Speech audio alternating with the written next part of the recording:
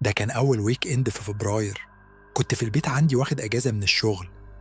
كان كل شيء طبيعي جدا، لكن في نص النهار يوم السبت حسيت إني سمعت صوت من فوق. كان صوت ضربة واحدة بس، ومش عالية قوي ولا حاجة. عمري ما سمعت الصوت ده قبل كده، وده كان السبب الوحيد اللي خلاني أطلع أشوف لو أقدر أفهم إيه اللي حصل. ما كنتش لاقي أي حاجة، ما كنتش قلقان وفكرتش في الموضوع لباقي اليوم. بعد ساعات وأنا بختم الليلة قاعد على الكنبة وعيني نص مفتوحة، سمعت ضربة تانية تقريبا نفس الأولى. بصيت حواليا وما شفتش حاجة، حتى فتحت باب الأوضة الفاضية واللي كانت فاضية تماما وما شفتش حاجة. يمكن كان حيوان على السطح أو مجرد البيت بيعمل أصوات غريبة. رحت أنام الليلة دي مش بعد فترة طويلة. اليوم التالي صحيت ونزلت تحت كالمعتاد أعمل قهوة وفطار. وأنا بعمل الفطار حسيت إن في حاجة مش مظبوطة، زي وأنا بمشي في المطبخ وأعمل الفطار حاجات كانت بتحرك. الكورن فيليكس والشيبس اللي عندي في البنطرة ما كانوش في المكان اللي سبتهم فيه. طبعا ما كنتش فاكر ترتيبهم أو أي حاجة، فمش قادر أؤكد، بس كان عندي إحساس غريب إن في حاجة مش مظبوطة. ما كنتش عارف إزاي ده ممكن يحصل. حاولت أركز في الأمور باقي الصبح، لكن بعد شوية نسيت الموضوع. أعتقد كنت مشغول بالتفكير في مدى استحالة الوضع، فكان لازم أكون غلطان. باقي اليوم كنت تحت بشوف التلفزيون وأعمل شوية شغل. كان بعد الغروب لما سمعت نفس الضربة تاني. قمت أشوف إيه اللي حصل زي كل مرة قبل كده، لكن وأنا بقترب من السلالم سمعت نقرة. كانت هادئة جدا، لكنها بالتأكيد كانت نقرة من نوع ما. طلعت للطابق العلوي وسمعت التانية، ثم نظرت حول غرفتي وما لقيتش حاجة. بعدين رحت للأوضة الفاضية مرة تانية، قلت لنفسي أشوف تاني. مسكت المقبض ولفيته، لكنه توقف في النص. كان مقفول من الجهة التانية. الدم نزل من وجهي وقلبي دق من الذعر المفاجئ. أخذت خطوتين ضعيفتين بعيد عن الباب وأنا حاسس إن رجلي مش قادرة تشيلني، لكن جمعت نفسي لما سمعت حركة ورا الباب بتقرب. بدأت أجري نازل السلالم لما سمعت نقرة تانية تبعها الباب بيتفتح. خرجت من باب البيت وركضت لنهاية الشارع، حيث اتصلت ب911. لما فحصوا البيت ما لقوش حد، لكن في خزانة الأوضة الفاضية لقوا أكياس سوبر ماركت وبطانية. حد كان بيحاول يعيش هناك على الأقل لمدة اليومين دول، لكن ممكن يكون لفترة أطول من غير ما أعرف.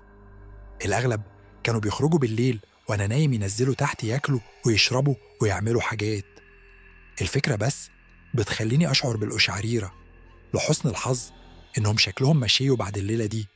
إيه اللي كانوا هيعملوه لو كنت لقيتهم؟ مش عايز أعرف أبدا. كنت قاعد في البيت الليلة دي. الجو كان بارد جدا مع عاصفة ثلجية شديدة بتمر على مدينتنا. كان التلفزيون شغال على برنامجي المفضل، وأنا نص نائم على الكنبة لما سمعت خطوات بتقرب من بره باب بيتي. أصوات البوتات كانت كافية إنها تجذب انتباهي وتصحيني. بصيت للباب، لكن هم ما خبطوش. وقفوا لبضع ثواني، بعدين خطواتهم أخدت كام خطوة تانية قبل ما صوتهم يختفي فجأة. كان باين إنهم نزلوا من على البلكونة ودخلوا في التلج اللي ما كنتش سامعه. كنت محتار، فقمت وبصيت من الشباك. العاصفة التلجية كانت أسوأ من اللي كنت متوقعه. كان كله أبيض تقريبا بره، صعب تشوف أكتر من كام خطوة قدام الشباك. بالكاد كنت قادر أشوف طبعات الأحذية في التلج جايين من البلكونة. ليه مشوا كده من على البلكونة، وإيه اللي كانوا بيعملوه بره في الجو ده؟ ما كنتش قادر أجيب إجابات أكتر. بصيت من الشبابيك الجانبية والخلفية علشان أدور على طبعات أحذية تانية لو كانوا مشوا حوالين البيت، لكن ما شفتش حاجة. رجعت على الكنبة واستلقيت. حسيت إن الوضع غريب، بس ما حبيتش أعمل رد فعل مبالغ فيه. مرت ساعة أو كده وما كانش في حاجة تانية. صوت العاصفة التلجية اللطيف بره وصوت التلفزيون الواطي كانوا بيخلوا عيني تقفل ببطء. لما فتحت عيني في النهاية كان لسه ضلمة جدا. كان التلفزيون على شاشة التوقف، وكان الساعة 3 الصبح. العاصفة التلجية لسه كانت شغالة بقوة، لكن الغريب إن الصوت كان أعلى بكتير. وأنا بصحى أكتر بدأت ألاحظ إن الصوت كان عالي جدا، وكأن الصوت واضح وصافن مش مكتوم عن طريق الشبابيك.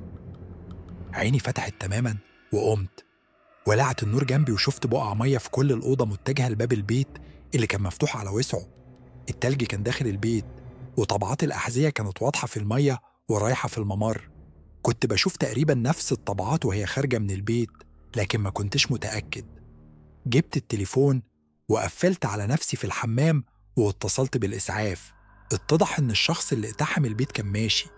يبدو إنهم جم وبصوا على حاجة معينة، وبعد ما ملقوشها خرجوا تاني في العاصفة.